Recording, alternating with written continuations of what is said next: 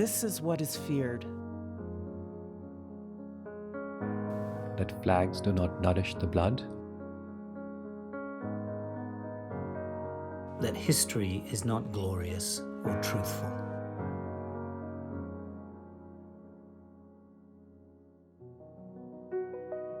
I sleep and dream in 2 languages.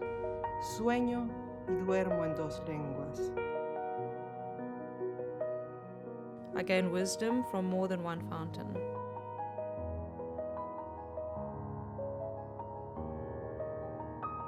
I pass between borders, made to control what is owned.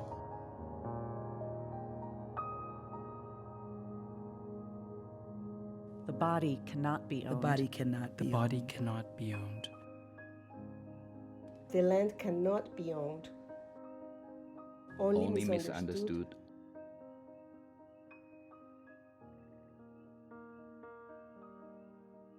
Or named by its knowing.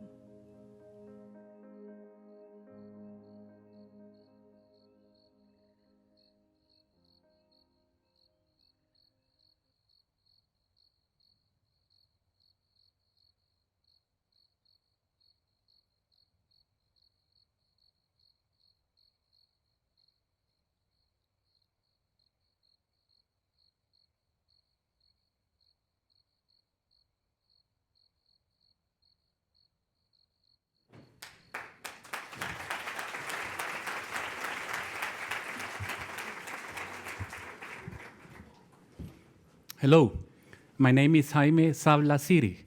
I am from Cali, El Salvador. Will all the Cali fellows please stand up so you can be recognized? Cali, great applause. There we go.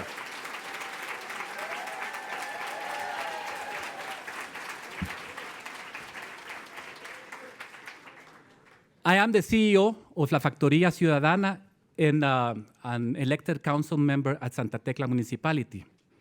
My action pledge is to create 4,000 new jobs for people previously involved in violence.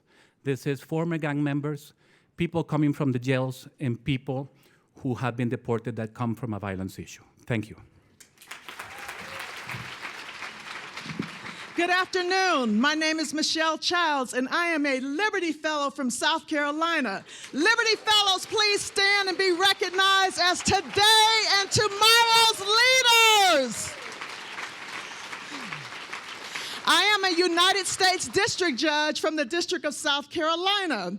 My action forum pledge is to allow students, teachers, parents, and others interested to visit district courts from around the country, educate them on the 3rd branch of government, our courts, and to do so this year. We've already accomplished over hundreds of persons doing so, and we will carry on to hundreds, if not thousands, in 2020. Thank you.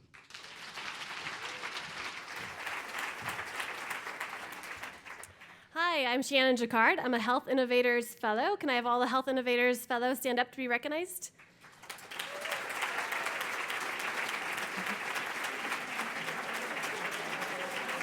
All right.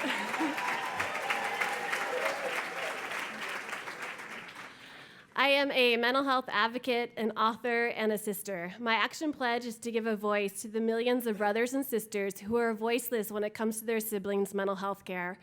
Siblings are an important part of our childhood experience, and yet this bond is often overlooked. Siblings who have a brother or sister with a serious mental illness are experiencing grief, trauma, and anger. We are the forgotten survivors. I believe that if our siblings are supported and activated, we can have a mental health revolution. Thank you.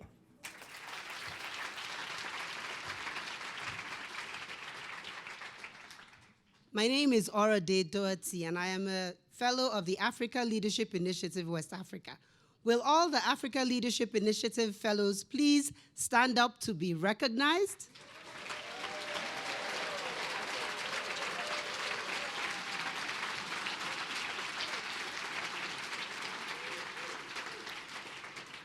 I'm the medical director of Ingress Health Partners in Nigeria. And our focus in Ingress Health Partners is to ensure that people have access to primary health care, which is the primary building block of access to health care. So by the year 2020, we will be working on ensuring that 1,000 underserved families in the urban slums in Lagos, Nigeria, have access to continuing primary health care in order to ensure that they receive all the access that they need for the rest of their lives. Thank you.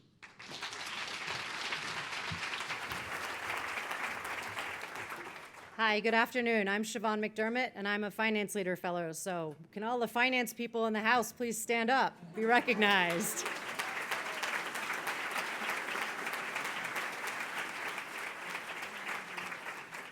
I'm the Global Cyber Public Policy Executive for Bank of America Corporation. In my day, I see everybody online being very interconnected in our global world, and especially children. So my pledge is to educate 10,000 children by the year 2022 and turn them into global cyber leaders.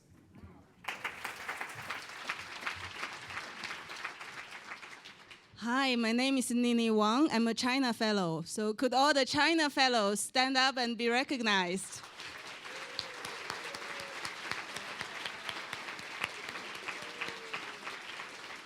Thank you.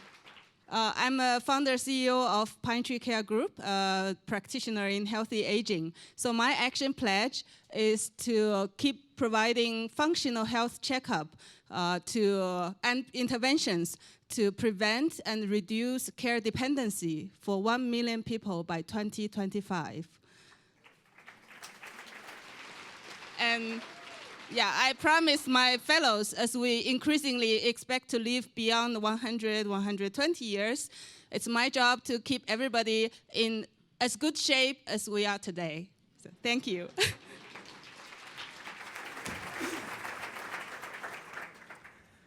Hi, my name is Josh Baer, and I'm a Henry Crown Fellow. Would all of the Henry Crown Fellows please stand up and be recognized?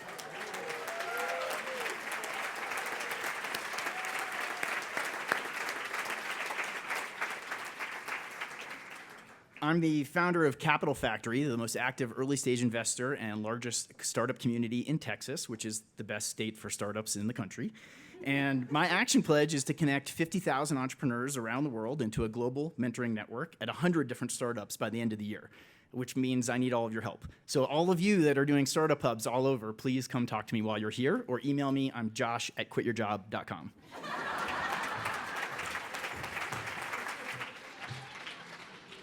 Hi, my name is Mishi Chaudhary, and I'm a Kamal Nayan Bajaj Fellow. Will all the incredible Indians from the Kamal Nayan Bajaj Fellowship stand up?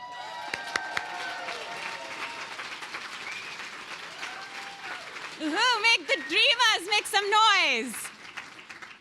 I am a lawyer and a digital rights activist. My action pledge is to train 10,000 people by 2020 in online secure communications. Technology and software are eating the world. These large ecological problems require us not to explain them, but also to provide tools to everyday people. These hands-on training will equip individuals to understand how they can be secure online and demand better products from the technology companies. Thank you. Hi, my name is Karim Alwadi, and I am a Melly Fellow. Could I ask all my Melly Fellows, fantastic fellows, to stand up and be recognized?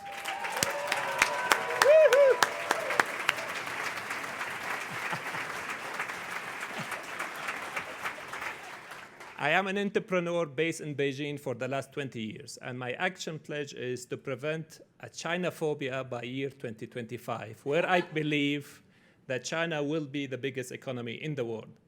China's rise is changing the world, and I believe that any change causes sensitivity and cautious, and this is understandable. That's why I believe it's important for us to build connectivity and bridges between China and other nations for us to have a better future for us and our children. Thank you.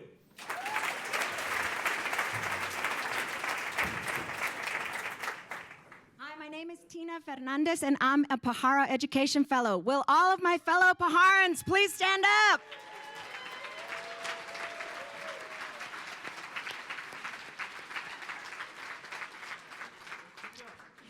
I'm the founder and CEO of Achieve Atlanta, and understanding that a post-secondary credential is still one of the most effective catalysts for social mobility, I pledge that by 2025, I will help 10,000 Atlanta Public School students earn a post-secondary credential. And our ultimate vision is that Atlanta will be a city where race and income no longer predict post-secondary success or upward mobility.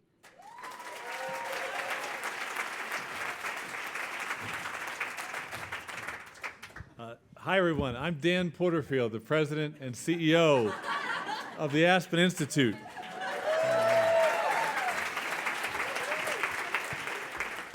My action pledge is to work with all of you to make sure that the Aspen Institute is the single finest, people-serving, change-making organization in the world.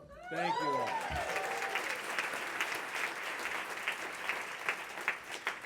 So welcome to the 2019 Resnick Aspen Action Forum.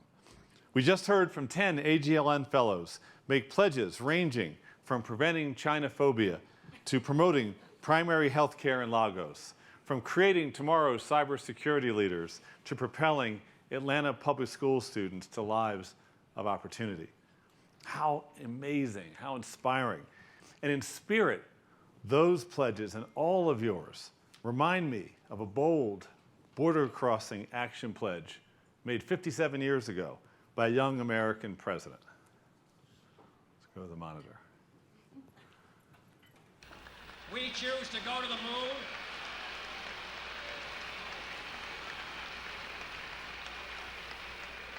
We choose to go to the moon in this decade and do the other things, not because they are easy, but because they are hard. Because that goal will serve to organize and measure the best of our energies and skills. Because that challenge is one that we're willing to accept, one we are unwilling to postpone, and one we intend to win, and the others too. Last week, the world honored, yes, the achievement of putting human beings on the moon. And more broadly, we honored the universal, unquenchable human fire to do and make the most with our lives. And it is that fire of creativity that we rekindle every summer at this forum. If John F. Kennedy were alive today, this is where he'd want to be. I think he'd love this year's theme, borders within and around us.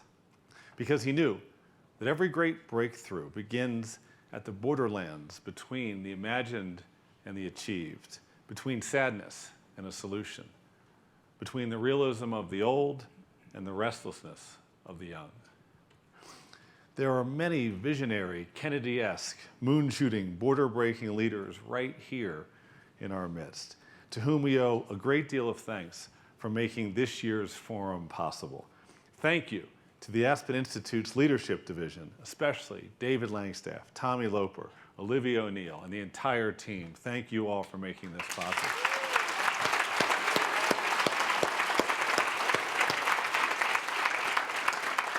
Thank you to our sponsors, including David Rubenstein, Mike Klein and Joni Fabry, Margot and Tom Pritzker, the team from MasterCard, including Shamina Singh, Hai Ling, Parag Mehta, and Jenny Urizar, Paul Hastings, LLP, especially Meg Sullivan, the Skoll Foundation, including CEO Don Gips, Sarah Borgman, and 5 Skoll awardees who are here today. The Bezos Family Foundation, Mike, thank you for being here. Welcome to all Bezos scholars. The John P. and Ann Welsh McNulty Foundation, thank you, Ann, for being here, and for the announcement this week of the 12th cohort of McNulty Prize laureates who we'll hear from later today. And of course, please join me in thanking that sensational couple whose vision and generosity make this possible, Linda and Stuart Resnick.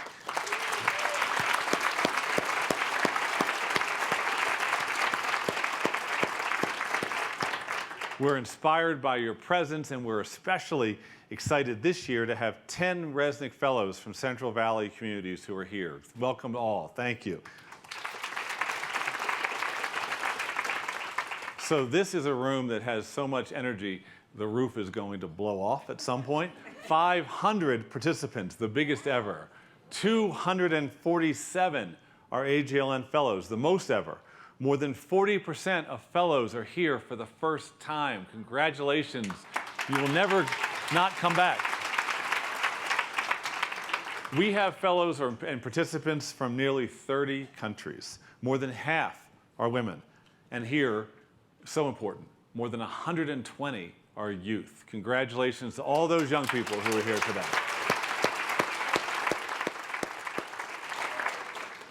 I want to start with a short reflection on this year's theme and then share a few updates on progress we're making as an institute since last year's convening. First, on Friday, we had hoped that you would all be able to see a production of the extraordinary play Borders by Henry Naylor. However, in a moment of life imitating art, we just learned that the actor who was to play the character Sebastian will not be here because, ironically, he was denied a visa to enter the United States. And that's a reminder. It's a reminder that borders and boundaries can prevent the dialogue, the contact, and the breakthrough that enable growth and harmony. Sometimes we stand before a border, forced to make a choice we really don't want to make, which places our own powerlessness and smallness in stark relief. However, I like to think of borders not as absolute, impermeable barriers, but rather as borderlands, meaning the terrains that lead up to and encompass the border itself. This is the Mexico-US border, and all those fellow human beings are sharing a meal in fellowship, in solidarity, at a table that connects the two borderlands and is adorned with the eyes of a dreamer. Such borderlands are places of fused culture and critical insight and self-discovery and envisioned transcendence. Even when borders seem like impenetrable walls, the borderlands are places of possibility. To illustrate how this point manifests itself at the personal level, let's reflect upon a few individuals who stand with self-awareness on their own interior borderlands, leading up to a seemingly strict border of personal identity, and then have the guts to choose affirmatively to blur or bend or cross or erase those lines. For example, I admire the way Mayor Pete, an Aspen Institute Rodell Fellow, put it in a recent speech about his decision to come out. He said, quote, "On leave to serve in Afghanistan, I was seized with the awareness that I could be killed in action at the age of 33 with no idea what it was like to be in love. I knew I had to be who I am." This forum is an opportunity to ask, what interior borders would you like to think through or accentuate or cross past? And can that self-understanding help you take action to break down barriers that exist for others? My belief is that the answer to that question comes from the borderlands, which is why our focus on borders, even when it feels depressing or shocking or unjust, is actually so promising and productive. We have to think about the borderlands. Now, I'd like to give you a little bit of an update on some of the major happenings and new directions of the Institute, especially in the areas that interest you the most, since we were together last. And some of these changes are emerging from our own organizational borderlands. First, this year we have strengthened our understanding of the most inspiring and empowering attributes of the Aspen Institute's identity. Guided by Linda Resnick, who's worked personally with me this past year on this project, we've undertaken the most in-depth strategic positioning research in the Institute's history. Many of you took part in interviews by phone or focus groups or filled out surveys. Thank you so much. We had an incredible response from all different kinds of stakeholders who are involved with the Institute in all sorts of ways, from boards to fellows to employees to funders to the general public.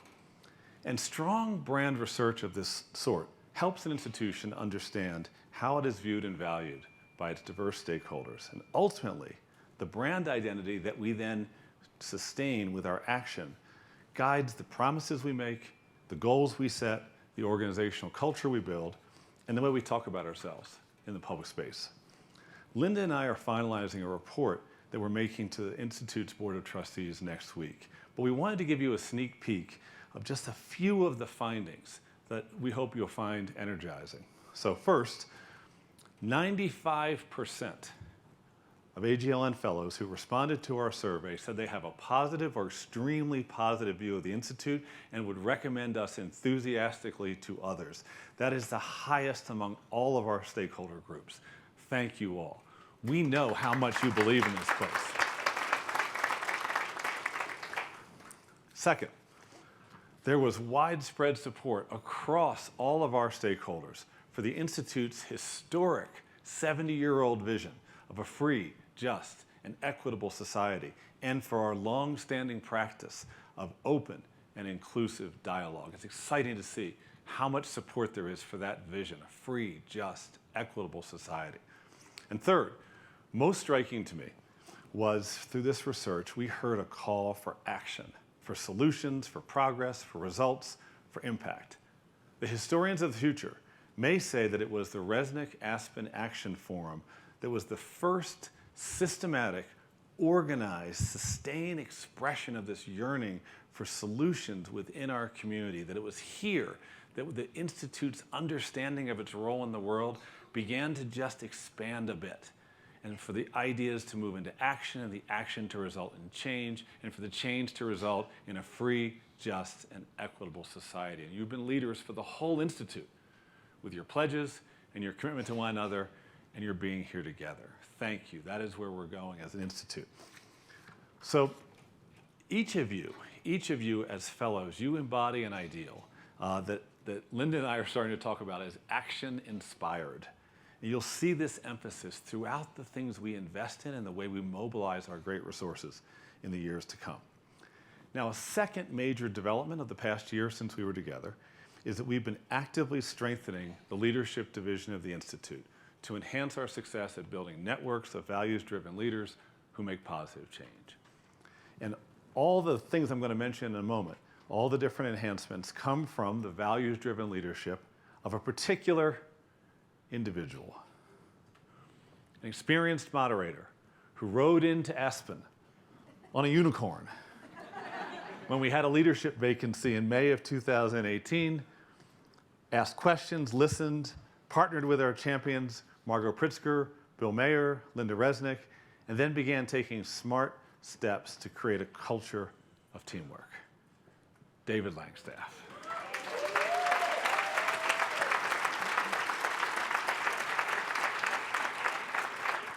I think the unicorn is parked right out front. But the differences that he has made are remarkable, and I'll just summarize a couple.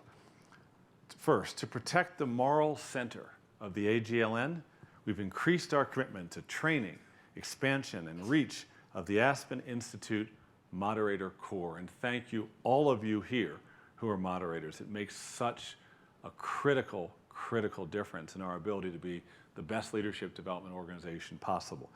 And at this action forum, we will recognize at various moments 3 icons of moderator excellence: Keith Berwick, Skip Battle, and Ben Dunlop.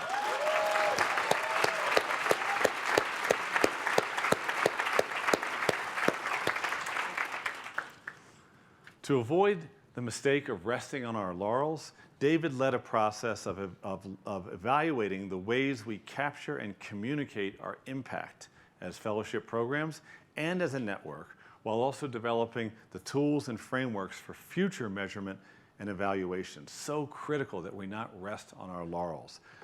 And then also, to widen our reach, we've incorporated our youth leadership programs into the division with tremendous vision, led by our colleague John Dugan and many other members of our staff. I'm especially pleased that our Aspen Youth Leadership Fellowship, which was sparked by Henry Crown Fellow Scott Bush, who may be here today, had an outstanding year in Newark and St. Louis and the Mississippi Delta, with more great things to come.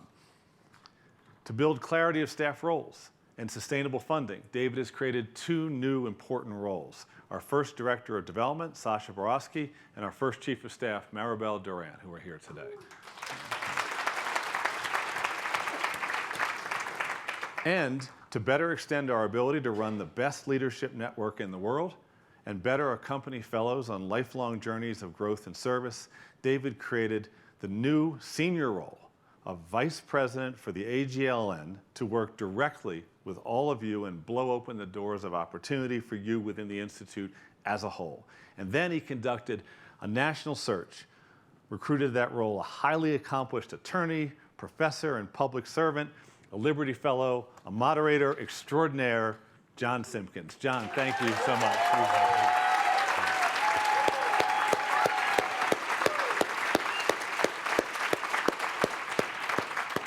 All this organizational work that David has led points to the third development I'd like to just briefly mention, which is that we're lifting our aspirations. Now, one way we're doing that is through the launch of a valuable new AGLN fellowship. It's called the Civil Society Fellowship, in partnership with the Anti-Defamation League, which was developed by Henry Crown Fellows Jonathan Greenblatt and Nikki Irvin, who's here today. Thank you, Nikki.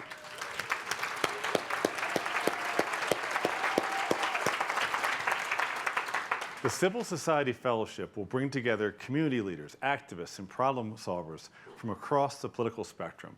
It's like our other new program this year, Weave, the Social Fabric, which David Brooks leads, and I think David is here in the room. And it reflects our growing emphasis on investing in local leaders who roll up their sleeves to bring people together and get things done. And that's just as important a form of leadership as people that lead companies or governments or develop new inventions or ways of framing the problems of the day. Local leadership committed to direct improvements of people's lives. What was amazing about this new Civil Society Fellowship is we thought we might have in the first year, without much time, maybe 60, 70 applications for 20 spots. We had 200. There is a societal hunger for excellence in this area. And our future Resnick Aspen Action Fora will be even better because all these colleagues will be in the room with us working on solutions together. Congratulations, Nikki, and thank you. Another way that we're lifting our sights is by creating projects and initiatives that invite and demand collaboration across the Institute, reaching for larger impact and garnering bigger investments. This is a complement to and an elevation of all of our great programmatic work. Let me give you an example. Led by David Langstaff and leader of our policy programs, Elliot Gerson, we're now building a cross-institute initiative that will involve the AGLN on a key question, which is, in an era of accelerating change, how do we promote inclusive opportunity and economic growth for all? This is such an important topic that we're going to weave it through the Institute and bring the Institute together around it. You'll see this theme throughout this year's forum, including during a peer consultancy on Thursday with Henry Crown Fellow Shamina Singh, who leads MasterCard's Center for Inclusive Growth. And then on a topical dialogue on Friday featuring our Finance Fellows program and also our policy program on financial security.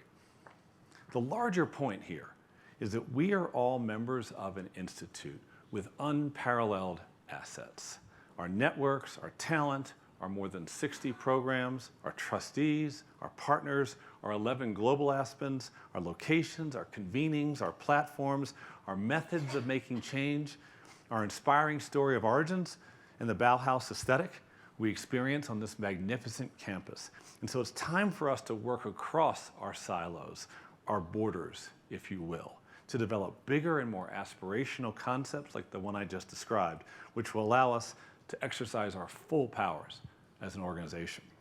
Looking ahead, there's a third way, too, I think you'll see us reaching even higher. And it emerges out of what you do, the bold AGLN member ventures and the inspiring work of fellows like our McNulty Prize laureates and our Braddock Scholars, some of whom are here today. I'm thinking now about leaders like Hope Zeta, the McNulty Prize laureate, who founded the Ubuntu Arts Festival, which supports peace building by by providing a platform for performing arts that deals with the social trauma of violence. We're so pleased that Hope is here this year. Will share her art with us a little bit later as a way of concluding this plenary session.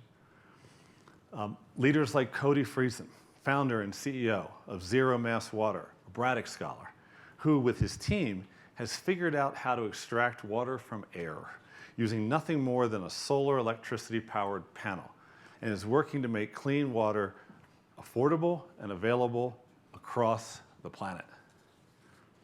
And then there's Lisa Skeet Tatum, founder and CEO of Landit, also a Braddock Scholar, who through her technology platform is increasing the engagement of women in the workplace and enabling companies to attract, develop, and retain the most promising and talented employees. There is tremendous power in the entrepreneurial bent of our fellows and in the unique support that the Aspen Institute provides. I love the way that the McNulty Prize puts fuel in the engines of fellows' ventures to help them go faster and farther. And I love the way the Braddock Scholars Program provides mentoring and community to successful creators as they embark upon the long journey to scale. If we think about that yearning that people have for the Aspen Institute as a whole to make a disproportionate difference in our world, there may be no more sure strategy for support than supporting the aspirations of our already highly accomplished, highly successful fellows by creating new resources to help you grow your enterprises and grow your impact. That's why as we enter a process of strategic development across the Institute in this coming year, where we're going to identify major cross-cutting Institute-level initiatives, we will put the theme of finding and scaling entrepreneurial solutions on the front burner. And that's really what the AGLN and the Resnick Action Forum are all about, setting and chasing after those big, hairy, audacious goals, not because they're easy, but because they're hard. Challenges that we are willing to accept and unwilling to postpone. And such goals require us to take the risk of change, crossing the borders of imagination, the borders of expectation, the borders of received wisdom, the borders of self-interest, the borders of achievement. Ultimately, the border crossings that you make and the moon landings that you create represent breakthroughs that future generations will look to for inspiration. And as you take your great steps forward for humanity, each with eminence, there will be one other benefit that human beings only get when we dare to do something great. It's the new perspective that comes with the realization of our greatest aspirations. To quote the poet T.S. Eliot, "We shall not cease from exploration, and the end of our exploring will be to arrive where we started and know the place for the first time." Thank you. Let's make this the best action forum yet. Thank you so much.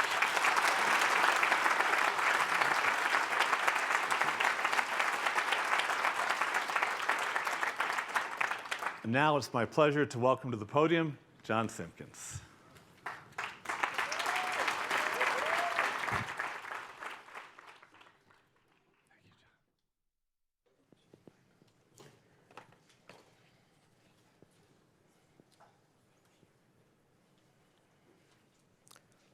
Saobona, Dumela, Namaste, Hola, Habari gani, Ni hao, Assalamu alaikum, hello, Shalom, Ndewo, Bonjour, what it do?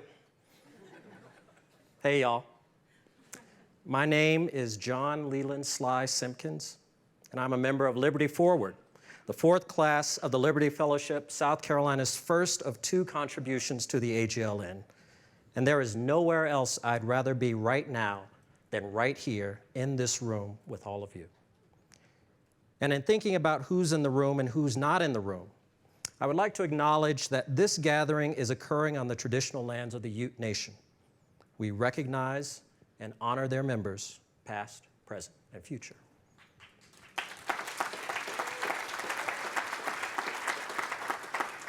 I carry with me into this room the multitudes of those who have made me who I am. Teachers and preachers, healers and the hurting, those serving their country, and those serving their time.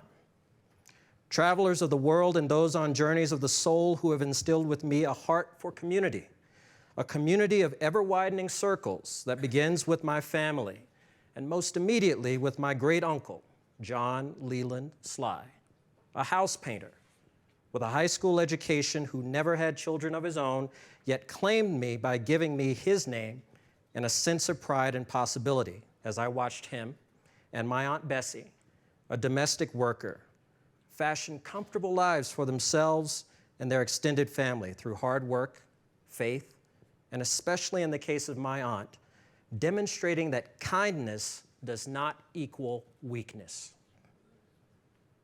And that circle widens to include my neighborhood and the AME church in which I grew up, a church where I most vividly recall not looking to the pastor in the pulpit, but looking out into the congregation as I sat by my mother, who played organ every Sunday. A congregation of farmers, plumbers, factory workers, and people doing the best they could to keep the wolf from the door. And that circle widens to include my state, my country, and this world we all share, places of struggle and possibility, immensely frustrating and promising at the same time. From South Africa at the dawn of democracy, to Hong Kong in transition, to a divided Jerusalem and beyond, I've had the great privilege of seeing change as it unfolds and have sought to better understand the human condition in all its complexity. Through these experiences, I've developed a head for collaboration across difference, rooted in Martin Luther King's ethic of radical love, centered in dignity for all, focusing on the basic desire for all of us, whether in this room or not, to be seen. I'm humbled and honored to step into this role, which my good friend Peter Reiling built from the germ of an idea into something far more than a network, but a genuine community. And because of Peter and the team he built, and who I call the three wise men, Skip, Keith, and Ben or Bernie, depending on where you're from, we gather here today to take the next step forward in the evolution of AGLN into a community of impact. What does that look like? Well, I would argue it manifests itself in collaborations large and small, one-off wild ideas that find actual expression, organizations, companies, and movements that put a dent in the universe.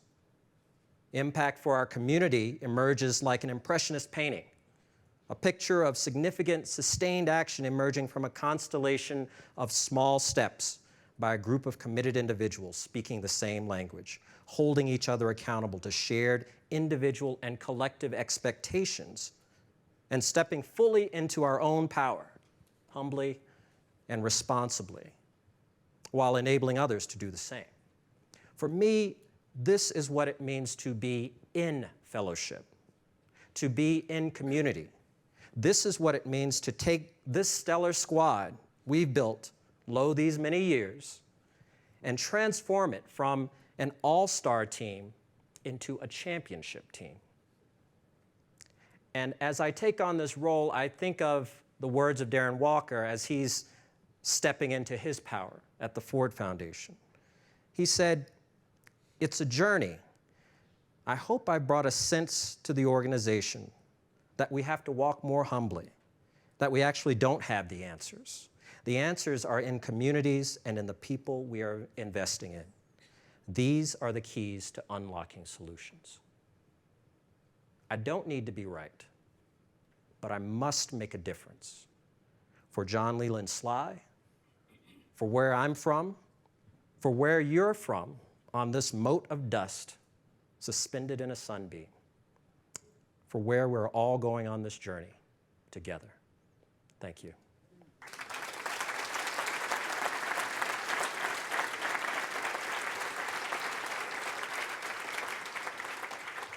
I now invite my panelists to join me on stage.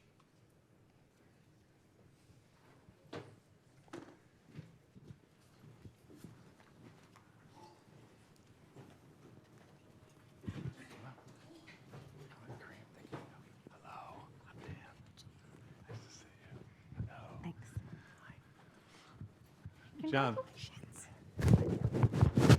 Fantastic remarks. Thank you so much for setting such a spirit of seriousness, of commitment, and of love and joy. So I had the privilege of interviewing this group for about 25 minutes or so, and we're going to talk about this theme, borders, which I bet everyone here thinks about a little differently, and maybe even at different times in our lives or in different contexts we think about it differently.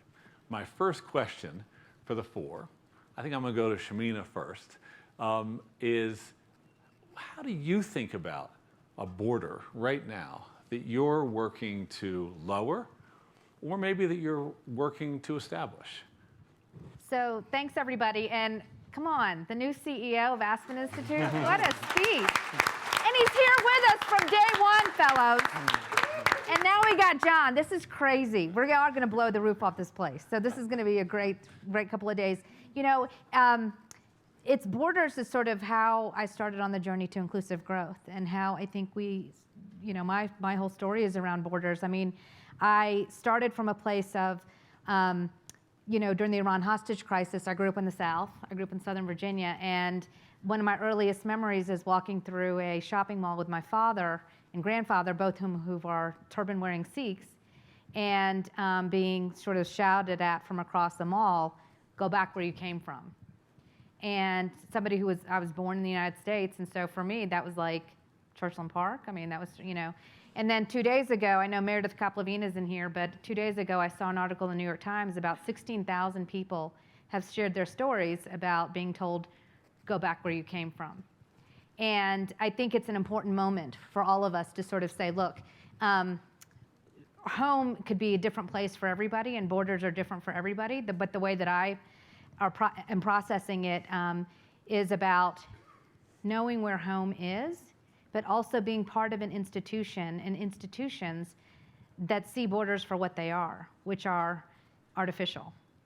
And so the way that we're transgressing those borders is through digital economies. And so the border that I'm working on right now is the virtual border of making sure that access to information, data, technology, and things like that are available to everyone, everywhere, regardless of where you live. And this is part of your work as the leader of MasterCard's Center for Inclusive Growth. But did it grow out of your Henry Crown leadership experience at all? It all stems from, I mean, everything it sounds hyperbolic, Sean, quit laughing, because I know you're cynical. But, but it does grow from there, because I was trained and I was coached by the best. I was coached by Keith Berwick. And when Keith says that, you know, Keith didn't say this, but somebody did say politics should stop at the water's edge. You know, keep your secrets inside your country. Keith says, actually, values and principles transcend borders, and they should never stop at the at the water's edge. And so when you go through that kind of training with that kind of mindset, with evidence and people like the fellows here to walk with you on that journey, it all stems from there. Yep, thank you. So Jade, you're from Kenya. And tell me about a border that you're thinking about or working on. Oof, there's a bunch.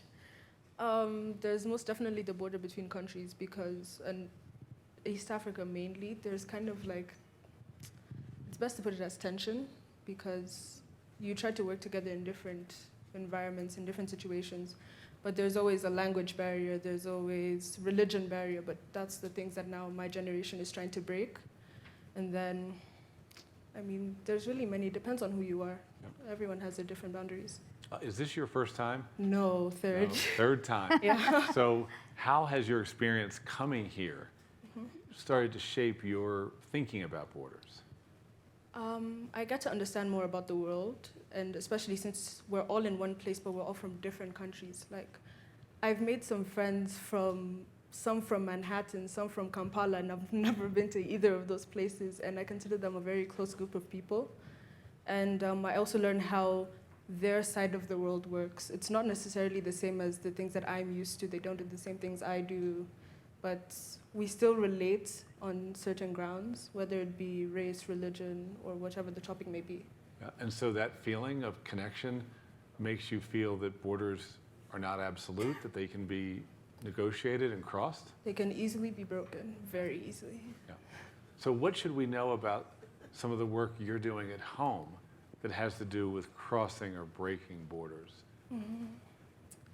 I'm learning and understanding how different areas of the world work. And in such ways, I understand the things that maybe my country should implement and some that they really shouldn't because maybe we're not ready for it.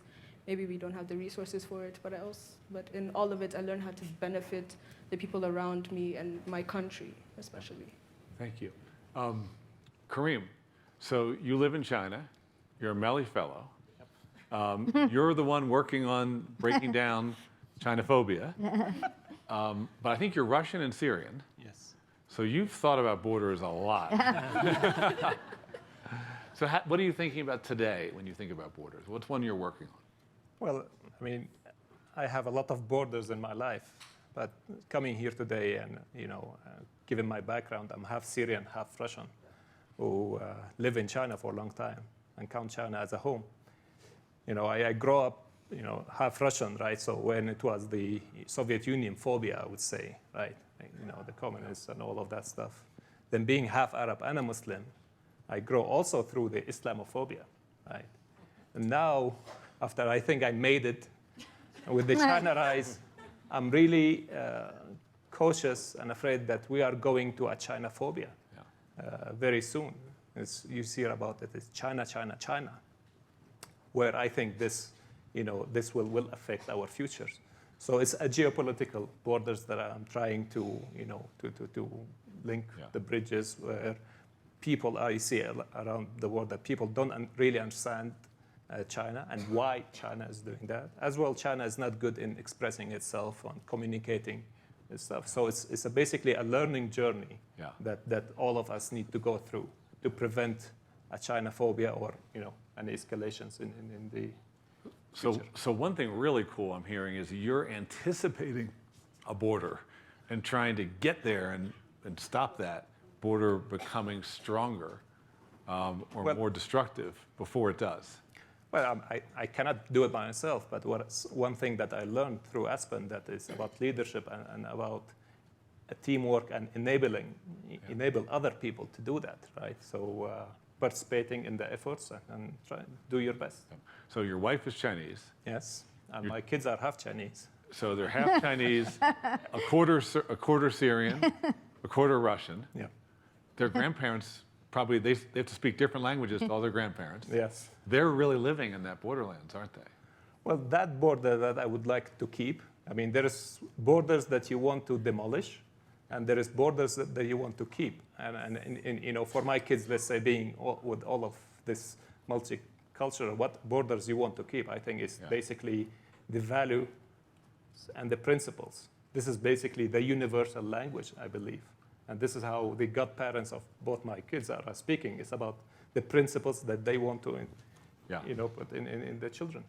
Let's come back to that question about the borders we want to keep after we hear from John. How are you thinking about borders today? I'm primarily thinking about borders in relation to my son, who's a 14-year-old biracial child who the world sees as African American. He speaks some Cantonese, he speaks some Spanish, he speaks Southern, and he speaks English. He has before him a wealth of opportunity. He goes to an international school in Washington, D.C., and he sees himself as a citizen of the world. And what I attempt to do as a parent is to create as much opportunity for him so that he doesn't see those dark clouds of inferiority begin to form in his mental sky. Yeah, so that's a daily preoccupation. Yeah. That's one that keeps coming back. Every time you probably feel like maybe it's behind it. We have a long way to go to put that behind us. I like the way that each of you is thinking about borders or acknowledging borders in your personal lives and in your work. And borders aren't one thing. So following up on Kareem's comment, if I might, what is a border that is helpful? When is a border helpful? Can a border be helpful? Jay, do you? There's always the border within yourself. your personal thoughts, your opinions, everything that you believe. It depends on who you'd like to let into that border. But sometimes keeping that border up also helps you strengthen yourself as a person and how others perceive you. And of course, for example, for me, there's the border of my family. I do not let people that I do not trust into my family because I will do anything, no matter what, to protect them. And sometimes you never know who's right or wrong. Yeah, thank you. Can anybody top that? I liked what you said about the borderlands, because I do think that this idea of, it almost forces an action. Yeah. The closer you get to something, that line, you really have to start either making decisions, the creativity comes. There's an action forcing mechanism, I think, that comes in these borderlands that I think is really interesting. And so in that sense, I think borders or boundaries or permeable or things like that, like it's a way for us to really get clear that we are not clear. Yeah. And to push ourselves to question. You know, when I was working on my remarks, I chose that picture of the border with the community dining on both sides of the border, separated by the border, as a way of saying the borderlands is rich, the borderlands is beautiful, it's inclusive, and it makes us ask about the border. I was very tempted, though, to put up another picture, which was the one, maybe some of you have seen it, of the father and the daughter who tried to swim across the river and died, trying to get to safety in the United States, and that border stopped them and ended their lives. And ultimately, the choice I wanted to make was to put the more optimistic rendering of what a border can be out there. But we do have to also acknowledge that some of the borders in our lives aren't just uncomfortable or difficult, they're unjust. They absolutely are unjust.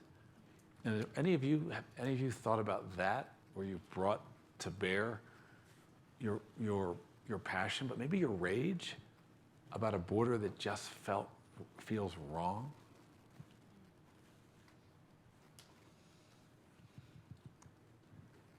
Well, I grew up in South Carolina. And the schools in my town were integrated the year before I started. Fully integrated the year before I started. There's this notion that you don't even need to erect physical borders. People just know. Mm-hmm. They know where to go. And in the South, place defines who you are. And that has always been something that I've attempted to rail against, not by shouting at it, but just by bringing people over. Yeah. Inviting the first white kid to have a sleepover at my house and having my neighbors all stand outside sort of looking at this like the president was visiting. That is always the way I've attempted to address these things that I've seen to be unfair, unjust, and inhumane. Yeah, because action starts to make the change that addresses the injustice. Yeah. Other borders that are there any invisible borders that you think about, Jade? There are definitely some. Yeah. Well, in my sense, Kenya has about 52 tribes, if I'm not wrong, and I'm from two of the largest tribes, which are the Kikuyus and the Merus. Yeah. But there's another tribe called the Luos, and the Kikuyus and the Luos are not exactly very good friends. And say you were to have a relationship, like me, if I was to have a relationship with a Luo, it would be very looked down upon, especially by maybe, say, my grandmother or my aunties. And that's basically an invisible border. It doesn't need to exist.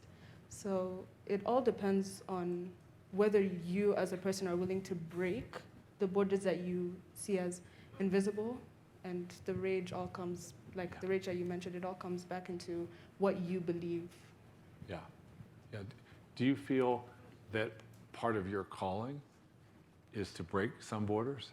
Not me alone. I'm a mere mortal. I can't do it by myself. It takes a group of people who believe in the vision. Yeah. Kareem, how about you? As you think about the border of Chinophobia, what is it you think you can do that could make a difference, given how big that issue is? Yeah. Well, I mean, the reason for potential China-phobia is, I think, is one is people around the world don't understand what is China is, and maybe don't like what China is about because it's coming from another world. And part of that, traveling the world, I understand that I always hear about that China they have a different value system, right? Different values. I kind of attempt to disagree. Yes, there might be a difference, but I think it's the values and principles are some universal, but the priorities are different. So if we can take this, into considerations, not only with China, with Arab, with the Arab world, with Africa and all of that, that is basically explaining what is China about. On the other side, also, talking to the Chinese government and the Chinese communities, how to, be a more universal, or to obtain a universal language where they can actually talk in a language that other people understand without changing what they believe in it. I mean, that's what I'm saying. And I'm starting to write a book about China-phobia. So part of the stuff. All right. There's two, just if I could just jump in, there's two, I would almost say, for me, subversive ways to think about the borders. And one is marriage.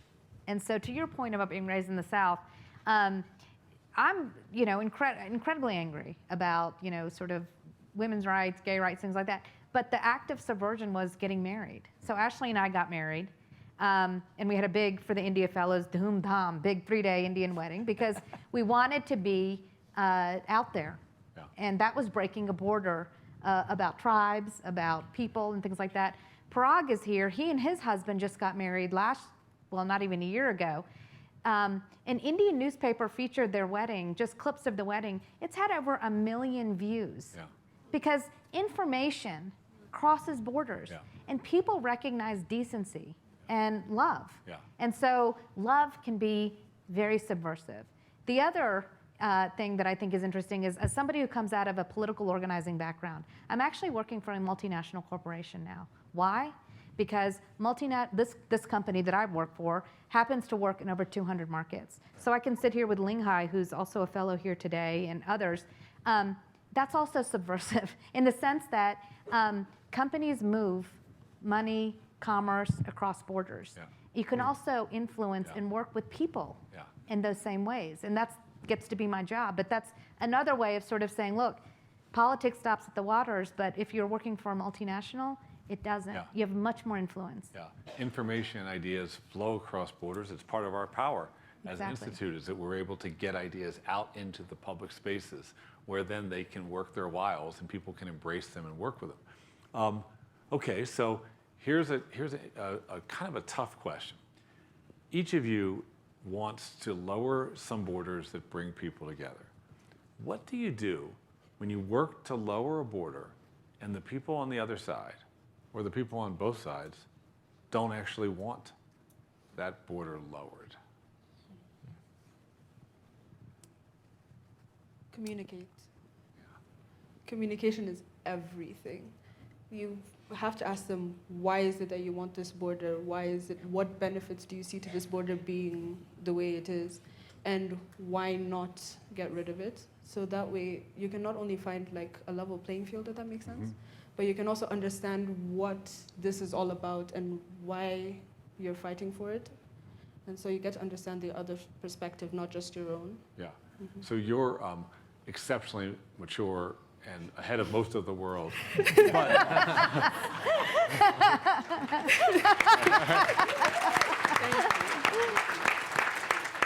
And you're also young.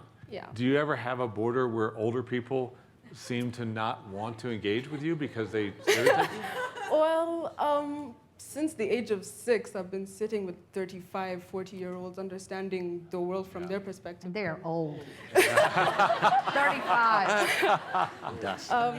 So thank you. Like you'd find kids playing on the side, but I'd be sitting with my dad and his friends listening to their stories. Yeah. So that's how I get that perspective. Yep. So what do you think you'll do when people say, I don't want to hear about how I shouldn't be afraid of China? My personal way is basically open it up first showing vulnerability, you know, and being humble, basically. I mean, that, you know, I find this way is a better way. Everyone have problems. Yeah. And if you actually communicate to the story, you don't know a person, but if you understand the story of that person, that makes a lot of common points. Then you have the, you know, the communications and the connectivity. Yeah. So what's the title of your book going to be? Chinaphobia. Okay, Shamina, I don't know. I have a tough one for you. It's the same theme, but you're working to promote inclusive growth. And it's no secret, we're working together to come up with some cool ideas that we think would really make a difference. But what are we going to do when we go out to some communities, and maybe they're global or maybe they're American? We get out in these communities and people say, go away, I don't trust big business. Go away, I don't trust technology. And I certainly don't trust you. How are we going to deal with that, do you think? That happens a lot to me. But I think, look, I think it's about common sense and common ground. That was a campaign theme that we worked on. I mean, I think that there is more that we are alike than we're not. And I think that this idea of making sure that people see themselves in our work. So this is not Shamina and Dan or anything else. This is the AGLN, it's the Aspen Institute, it's MELI in China and India, and so the work will only be successful if it reflects the people who are who benefit from it, but also who are driving it. And so we represent a collective of humanity that I think is unique and powerful. And so I think leveraging this network will be our key to success. You know, one of the most inspiring aspects of some of our policy programs at the Aspen Institute is that many of our leaders focus on that exact theme. They call it co-creation, that the work that they're doing to make a difference for tribal youth or for rural Americans or to bridge the divides around identity in general or to help low-income families rise into the middle class, that all of that work is done with the people we want to help. Co-creation, not the border of we're the helpers and you're the helped. We're together making something neither could make alone. So John, I saved the last question for you. We are so happy that you are here. We're so happy that you're one of the greatest moderators in the Institute, someone that loves it, a Liberty Fellow who's everybody talks about in such glowing terms, and you've chosen to make the leap to take on this big new role and to help us achieve the promise of this room. So there must have been a moment when you wondered, I'm not sure I should do this, or so what was it that led you to take the leap, cross the border, and get into the Aspen Institute 100% all day long, every week, every month, all year?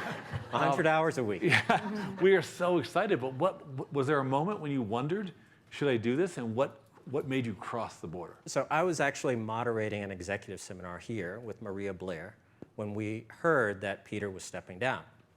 And Maria and I had drinks that night, and we looked at each other and said, who would be crazy enough to take this job? And yeah, so it wasn't so much that I thought about it, it was that others reached out to me. Yeah. And I appreciate the confidence that you all have placed in me in encouraging me to go after this position, and look forward to working with you all. Once I heard from my fellow fellows from across the fellowships, that's what gave me the confidence to step into that role. Yeah, that's what it means to have a fellow. Our fellows are all each other's personal board of directors, right? Cheering group, support group, honest partners in helping us discern the right choices at the right time. Well, thank the four of you, all of you. Thank you all. It's a great discussion.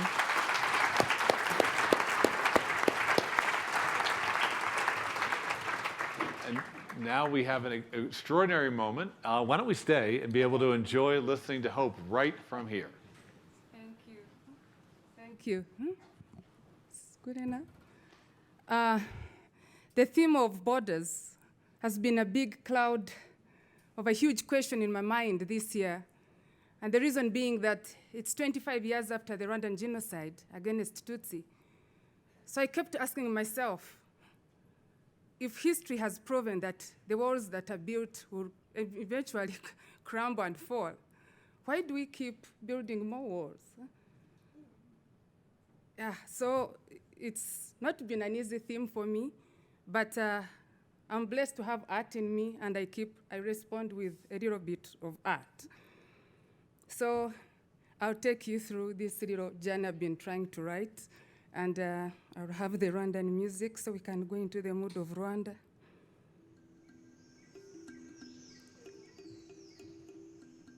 The shadow walks with me. He lives with me. He lives with you. It is my history. It is our history. My name is Hope. Born and raised as a refugee, a lot of children born during my time were given names like mine: peace, happiness, fortunate, joy, gladness, patience.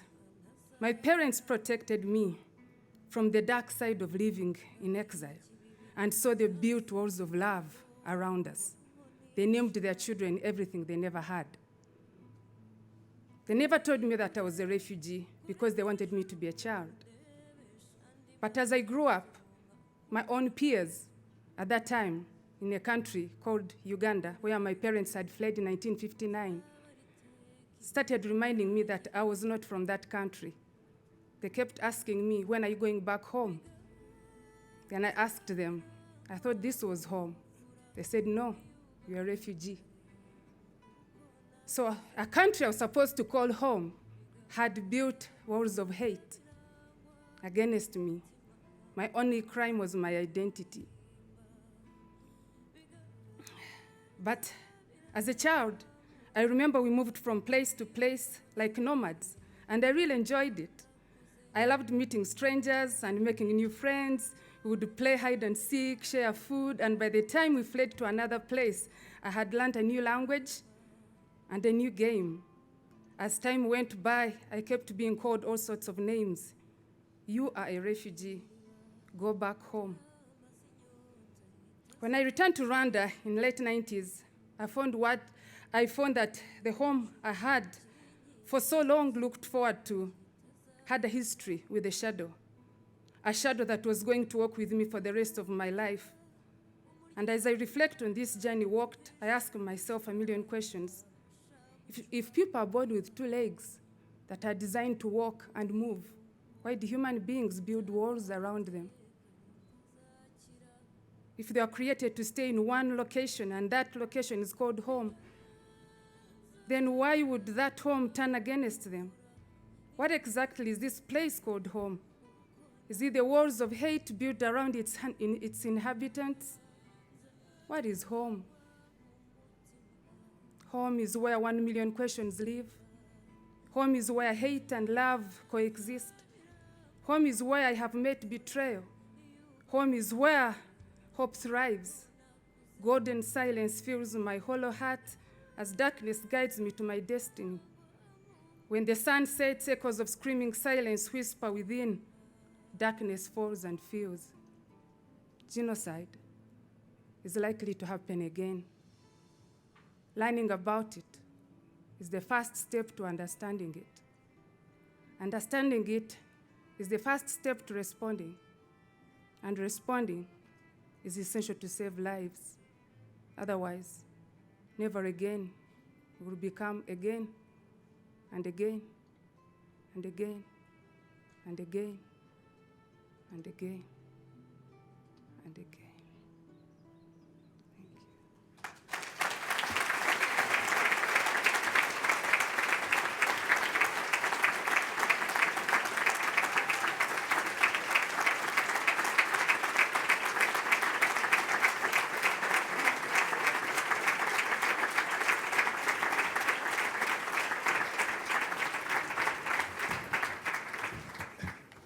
Thank you all. Let's have the greatest forum yet.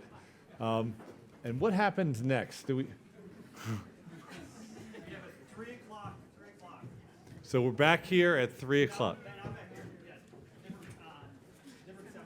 Okay, seminar at 3 o'clock. Check your program. Thank you.